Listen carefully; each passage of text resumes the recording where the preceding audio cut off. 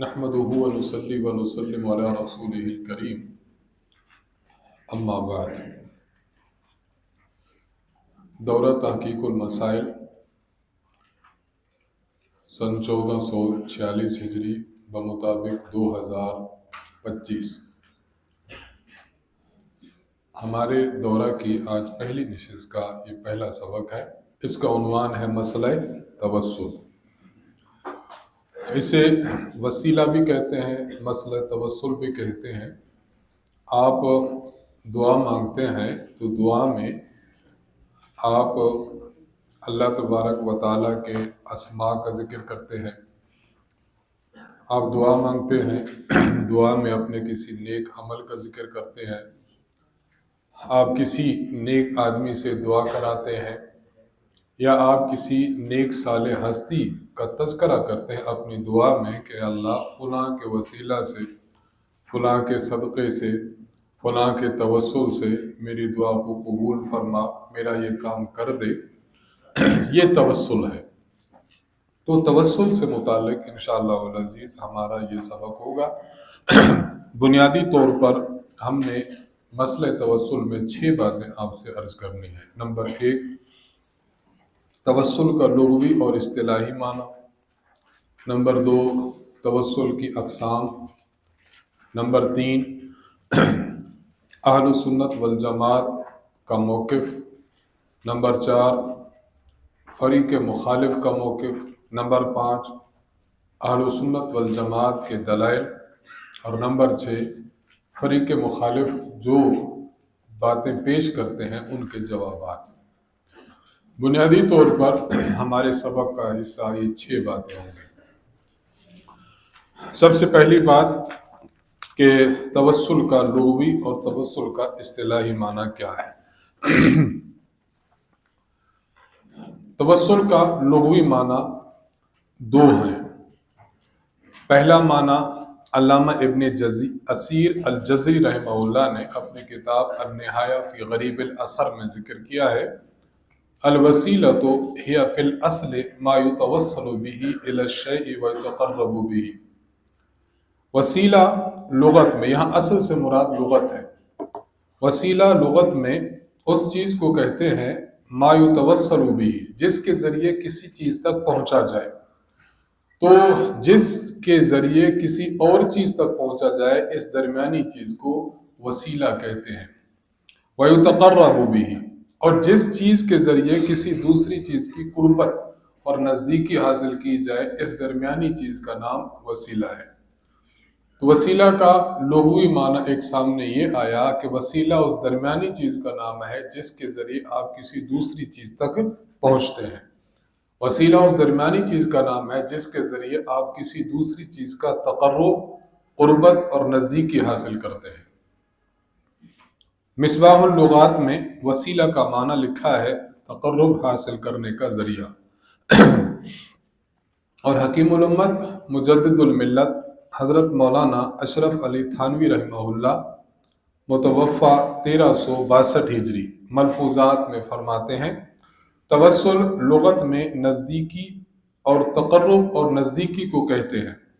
قرآن شریف میں ہے وَابْتَغُوا إِلَيْهِ الْوَسِيلَةَ، یعنی اللہ کا قرب حاصل کرو۔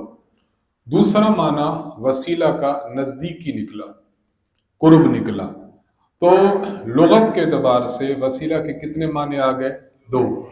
وہ درمیانی واسطہ، وہ درمیانی چیز جس کے ذریعے آپ کسی اور چیز کی طرف جائیں، اس کو بھی وسیلہ کہتے ہیں لغت میں۔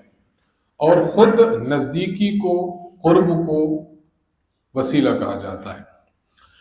وسیلہ کا شرعی معنی دیکھیے، بعض مرتبہ آپ کسی چیز کا معنی بیان کرتے ہیں، تعریف بیان کرتے ہیں، اور تعریف کے بعد اس کی آپ اقسام بیان کرتے ہیں، یہ عام طریقہ کار ہے۔ بعض مرتبہ ایسا ہوتا ہے کہ پہلے اقسام بیان کر دی جائیں، ان اقسام کے بعد تعریف بیان کر دی جائے تو تعریف زیادہ واضح ہو جاتی ہے۔ یہ ہمارے ہاں کئی جگہوں پر چلتا ہے۔ بعض مقام پر منطق کی کتابوں میں بھی پہلے کسی چیز کی اقسام کو بیان کیا جاتا ہے، پھر تعریف کرتے ہیں، اس لیے کہ اقسام اگر ذہن میں واضح ہو جائے تو اس چیز کی تعریف ذہن میں اچھی طرح بیٹھتی ہے۔ तवस्सुल की बुनियादी तौर पर 3 अक़साम हैं। नंबर 1 तवस्सुल बिद्दुआ, नंबर 2 तवस्सुल बिल आमाल सालिहा, नंबर 3 तवस्सुल बिल ज़वातिल फाज़िला। तवस्सुल बिद्दुआ, तवस्सुल बिल आमाल, तवस्सुल बिल ज़ात, ये 3 बुनियादी अक़साम हैं। तवस्सुल बिद्दुआ की तारीफ़ अत-तवस्सुल मशरू वल ममनू में मज़कूर है। अत-तवस्सुल बिदुआइर रजुल अस्सालिहिल हय्यिल मौजूद, ऐसा बंदा जो मौजूद है, नेक साले है, आप उससे दुआ करवाएं। फ़तक़ूल या शेख उद्उल्लाह ली व नहव ज़ालिक, उनको कहें कि हज़रत आप मेरे लिए दुआ फरमाएं। तो आप अल्लाह से भी मांग सकते थे, लेकिन आपने इस शेख और इस नेकवार बुजुर्ग के जरिए अल्लाह से दुआ कर रहे हैं, तो ये आपने किसी की दुआ को दरमियान में डाला, किसी की दुआ का वसीला लिया, इसे तवस्सुल बिद दुआ कहते हैं। कमस्तस्का सहाबतु बिरसूलिल्लाह सल्लल्लाहु अलैहि वसल्लम, जिस तरह सहाबा ने रसूलुल्लाह सल्लल्लाहु अलैहि वसल्लम से तवस्सुल लिया। यहाँ एक बात समझें, नबी अलैहिस्सलातु वस्सलाम के पास सहाबा आते रहे और मुख्तलिफ जगहों पर, मुख्तलिफ मकामात पर आप अलैहिस्सलाम से वो दुआ की दरख्वास्त करते रहे। नबी अलैहिस्सलाम दुआ फरमाते, उनका काम हो जाता। सरे दस्त हम सिर्फ 2 अहादीस इस पर पेश कर रहे हैं बतौर दलील। ये मुत्तफ़क़ुन अलैह बात है। फरीक मुखालिफ भी तवस्सुल बिद दुआ का कायल है और अहलुस सुन्नत वल जमात, अहनाफ, मालिकिया, शवाफ़े, हनाबिला, ये सारे के सारे तवस्सुल बिद दुआ के कायल हैं। सही मुस्लिम हदीस नंबर 2491, हज़रत अबू हुरैरा रज़ी अल्लाह ताला अन्हु की रिवायत है।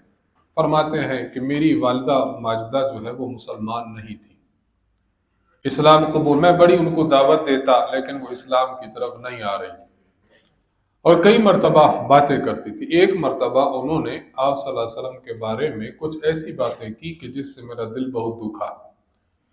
तो मैं नबी अलैहिस्सलातु वस्सलाम की खिदमत में हाजिर हुआ और मैंने अर्ज़ किया, या रसूल अल्लाह, दुआ फरमाएं कि अल्लाह ताला उम्मे अबी हुरैरा को हिदायत अता फरमाए।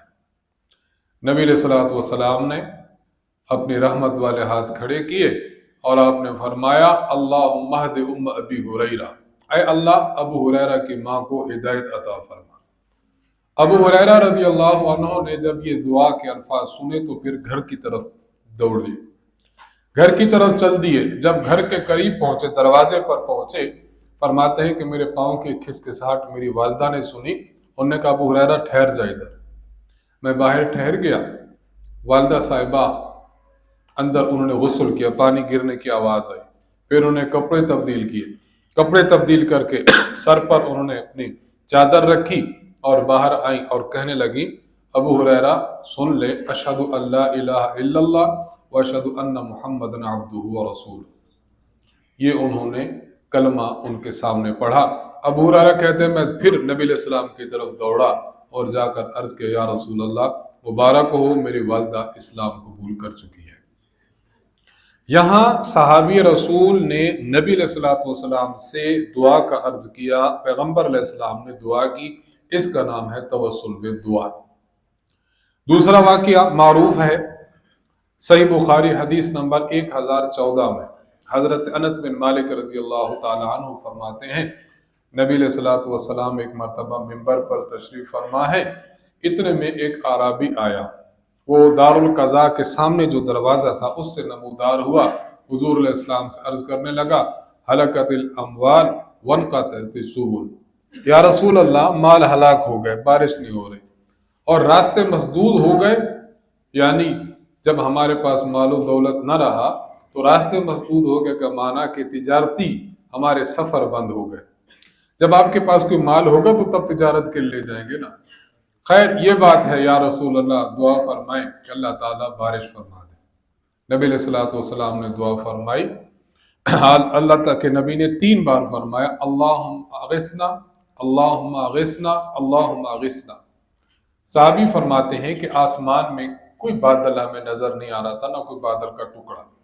अचानक देखते ही देखते बादल जमा हुए और बारिश शुरू हो गई। नबी अलैहिस्सलाम की मिंबर पर नीचे उतरने से पहले बारिश शुरू हो गई। مسلسل 6 دن تک بارش رہی، اور اتنی بارش ہوگی کہ گلیوں میں چلنا دوبھر ہو گیا۔ جب اگلا جمعہ آیا تو بندہ سامنے آیا، یا رسول اللہ ہلاکت الاموال وانقطعت السبل، مال ہلاک ہو چکا ہے، راستے مسدود ہو گئے، دعا فرمائے کہ اللہ تعالیٰ بارش روک دے۔ نبی علیہ السلام نے اشارہ فرمایا اور بادل پھٹ رہا تھا۔ آپ نے عرض کیا، یا اللہ مدینہ کو اس بارے سے پاک فرما۔ حضرت انس سے پوچھا گیا کہ یہ بندہ وہی تھا؟ فرمایا کہ یہ نہیں پتا کہ یہ وہی تھا یا کوئی اور تھا۔ اب نبی علیہ السلام سے صحابی نے دعا کی درخواست کی، نبی علیہ السلام نے دعا فرمائی، اسی کا نام توسل بالدعا ہے۔ قسم نمبر 2، توسل بالاعمال الصالحہ۔ التوسل الی حقیقت توسل میں توسل بالاعمال کی جو تعریف منقول ہے، پہلے سمجھ لیں، بندے کا کوئی نیک عمل ہو، نیک صالح عمل جو اس نے رضا الہی کے لیے کیا ہو، اور اس کو یقین ہو یا گمان غالب ہو کہ اس میں کسی قسم کے ریا اور دکھلاوا نہیں ہے، اس نیک صالح عمل کو دربار خداوندی میں بندہ پیش کر دے کہ یا اللہ اگر یہ عمل آپ کے ہاں مقبول ہے، اس عمل کے ذریعے میرا فلاں کام کر دے، اس کا نام توسل بالاعمال الصالحہ ہے۔ هو التقرب الى اللہ تعالی بطاعته وعبادته واتباع انبیائه ورسله وبكل عمل يحبه ويرضى۔ ہر وہ عمل جو عبادت ہے، جو اطاعت ہے، اور نبی علیہ السلام کی اور دیگر انبیاء کی اتباع ہے، اور ہر وہ عمل جو خدا کو محبوب ہو، اس کا وسیلہ دینا، یہ توسل بالاعمال ہے۔ اس کا بھی ثبوت ہے، قرآن میں بھی ثبوت ہے، احادیث میں بھی۔ حدیثوں میں ایک معروف حدیث ہے جسے حدیث الغار کہتے ہیں۔ صحیح بخاری حدیث نمبر 5974 میں حضرت عبداللہ بن عمر رضی اللہ عنہ سے منقول ہے، نبی علیہ السلام نے فرمایا کہ 3 افراد تھے جو سفر پر جا رہے تھے، راستے میں بارش آندھی کا سامنا ہوا تو یہ لوگ ایک غار میں چھپ گئے۔ جب غار میں چھپ گئے تو دیکھتے ہی دیکھتے ایک بڑا سا پتھر لڑکتا ہوا آیا اور غار کے منہ پر آیا، اور غار کا منہ بند کر دیا، بندہ باہر نہیں جا سکتا تھا۔ اب ظاہری بات ہے، اب تو موت کے آثار ہیں۔ انہوں نے یہ طے کیا کہ ہم میں سے ہر بندہ یہ دعا کرے کہ جو نیک صالح عمل اس نے اللہ کے لیے کیا تھا، رضا الہی کے لیے، اس کا وسیلہ دے کہ اللہ اس پتھر کو دور فرمائے۔ تینوں میں سے ہر ایک نے اپنا اپنا نیک عمل اللہ کے سامنے پیش کیا ہے۔